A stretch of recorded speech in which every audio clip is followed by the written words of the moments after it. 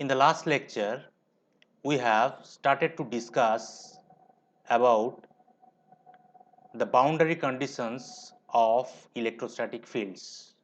So, in this lecture, we are going to continue this topic. So, let us let us understand the rest of the part of the boundary conditions of the electrostatic fields. So, the point which we have going to discuss first, that is the refraction of electric field across the interface. To understand the refraction of electric field across the interface, we have considered this diagram. In this diagram, you can see that the material or medium 1 is dielectric, which is represented by epsilon 1, and medium 2 is represented by epsilon 2. And suppose the flux density D1 or the field intensity E1, that means D1 or E1, and D2 and E2 are making angles theta 1 and theta 2 with the axis which is normal to the surface at this point. Now, using the tangential and the normal components of E, which we have derived in the last class, that is E1t equals to E2t, that we can find out that E1t can be calculated in terms of E1, that is E1t equals to E1 cos sin theta 1, so that is E1 sin theta 1, and E2t equals to E2 sin theta 2. From the simple geometry, using simple geometry in this diagram, we can find out the expression. Now, we know again that D1n equals to D2n. So, using the simple geometry again in this expression, in this diagram for D1 and D2, we can find out D1 cos theta 1 from the diagram 1, from this upper part D1, so D1n equals to D1 cos theta n, so D1 equals to epsilon 1 E1.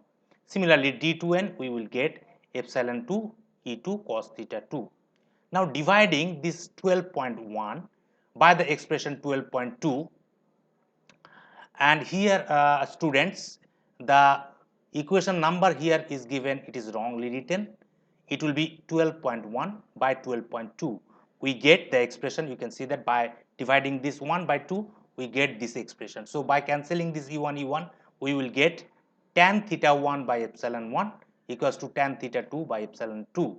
So, from this expression we will get tan theta 1 by tan theta 2 equals to epsilon 1 by epsilon 2, or epsilon 1 equals to epsilon naught epsilon epsilon r1, and epsilon 2 equals to epsilon naught epsilon r2.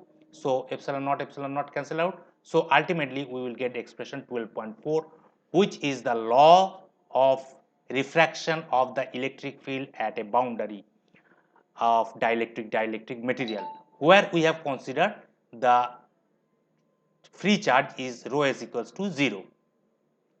Therefore, in general, an interface between two dielectrics produce bending of the flux lines as a result of unequal polarization of charges that accumulate on the opposite side of the interface. So, now we are moving to the second topic, that is the conductor dielectric boundary conditions. Here in this case, we will consider the conductor is the perfect conductor, that means the conductivity is tends to infinite, and the free charges in the conductor is infinite, rho c, free charges is infinite. And actually such type of conductor, that is the perfect conductor, that means the conductivity is infinite, it is practically not realizable. So, but as we are going to we are considering, or we are studying the theoretical portion, so we can consider the perfect conductor. Now, to determine the boundary conditions for the conductor dielectric interface, we follow the same steps which we have seen in the case of dielectric medium. So, here the first condition, first diagram, you can see that the conductor dielectric medium, in this we know if we place a conductor, piece of conductor in electrostatic fields, then inside the conductor the electrostatic field will be 0. So this is E equals to 0. Now in this path we are going to apply the Maxwell's equation, that is E dot dl equals to 0 for this A to B, B to C, D to C to D, D to A. Now if we move a point charge from A to B or in this closed path, we can calculate the total work done as we have seen in the last lecture. So from A to B, if we move, then E in the second dielectric, in the conductor, electric field E is 0. So it will be 0 into del W. Now from B to this surface interface, if we move, then it will be 0 into del H by 2. So that calculation is given. Now if we move from this interface to C, then del H by 2 into En. So here you can say En dot del H by 2. Similarly, if we move from C to D, we are moving in the opposite direction of Et. So it will be minus. So minus of Et dot del W. Similarly, if we move again from D to the interface, it will be del H by 2, but it is in the opposite direction of En. So minus of En into del H by 2, and in the for this interface to the A, it will be 0. So from this we will get the expression 12.6, that is Et equals to 0. So the tangential component of the electric field in the medium 1, that means in the dielectric, is 0, because the tangential component in the medium 2, that is in the conductor, is 0. And we have seen earlier that tangential component of both the medium is same, that is why it is 0. Similarly, if we apply the expression, that is the Maxwell's equation, that is the surface integral of d dot ds equals to q enclosed. So from that second diagram we can calculate. So here the q enclosed, that means you can say rho s into ds, or q enclosed is del q, you can consider, that is equals to dn into del s, and for the below surface it will be 0. So here we got the expression 12.7, and because d equals to epsilon E equals to 0 inside the conductor. So in the lower part it will be 0. So from this expression 7 we got the expression 8, that is dn equals to del q by del s, which is equals to rho s. That is the charge density. You see that the total charge enclosed per unit surface area. So it is the rho s. Now from this calculation we can conclude, or we can get some information, that is under static condition no electric field must exist within a conductor, that we have seen earlier lectures, that is rho v will be equals to 0, E will be equals to 0. And as we know that E equals to minus grad V, so that will be equals to 0. So the potential difference between 2 points in the conductor will be 0. That is why we say the conductor is an equipotential body. That also we have seen in the earlier lectures. Now an electric field E is equals to 0 must be external to the conductor and must be normal to its surface.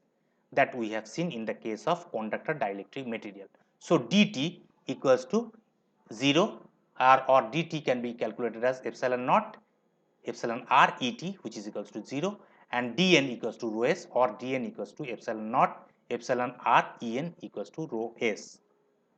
Now an important application of the fact that E equals to 0 inside a conductor is in electrostatic screening or shielding, that we will understand. Before understanding, let us see what these 2 points have written. If a conductor A kept at 0 potential surrounds a conductor B, B is said to be electrically screened by A from other electric circuits such as conductor C outside A. Similarly, conductor C outside A is screened by A from B. Now, let us understand these 2 points. Suppose B is an electrostatic circuit or electric circuit which is producing electric field, and A is a conductor or isolated conductor which surrounds the circuit B, and this A is kept at zero potential.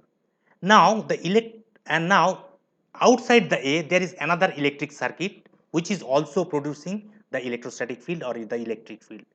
Now if the screening A is not given, then the electric field or electrostatic field or the electric field produced by B, which will hamper the circuit C, electric circuit C. In other way, we can say the electrostatic field or the electric field produced by the circuit C will hamper the circuit B. So this A is the isolated conductor which is kept at zero potential, which is acting as the screening of the B from the C, or other way the A is acting as a screening or shield to B from the C. So in this way, this is one of the important application of this piece of or isolated conductor kept at zero potential as a screening. So we can say conductor A acts like a screen or shield at the electrical conditions inside, and the outside of the screen are completely independent of each other. Now the last topic of the boundary conditions, that is the conductor free space boundary conditions. Here the diagram we have considered this one, only you can see that this calculation is the special case of the conductor dielectric material. So here the first point says the conductor free space boundary condition is a special case of conductor dielectric boundary conditions, because we will replace only the epsilon r by 1, because in the free space epsilon r is represented by 1. So epsilon will be equals to only epsilon naught and the other expression will be same. So the second point says the boundary conditions at the interface between a conductor and free space can be obtained from equation 12.10. Here the 12.10, by replacing epsilon r by 1, because it is a free space where epsilon r is 1 considered, as I said. So the electric field E equals to 0 must be external to the conductor. So the E will be external to the conductor. Inside the conductor, E is equals to 0 and normal to its surface. And the boundary conditions we will get by the expression 11, that is dt equals to 0 or dt equals to epsilon naught Et equals to 0 and dn equals to rho s or dn equals to epsilon naught En equals to rho s. So from this equation 11, it should be noted that these expressions implies that E field must approach a conducting surface normally. So that is all about the boundary conditions of the electrostatic fields. So students, if you have any queries, you can ask me in the comment box. I will try to answer your queries. Thank you very much.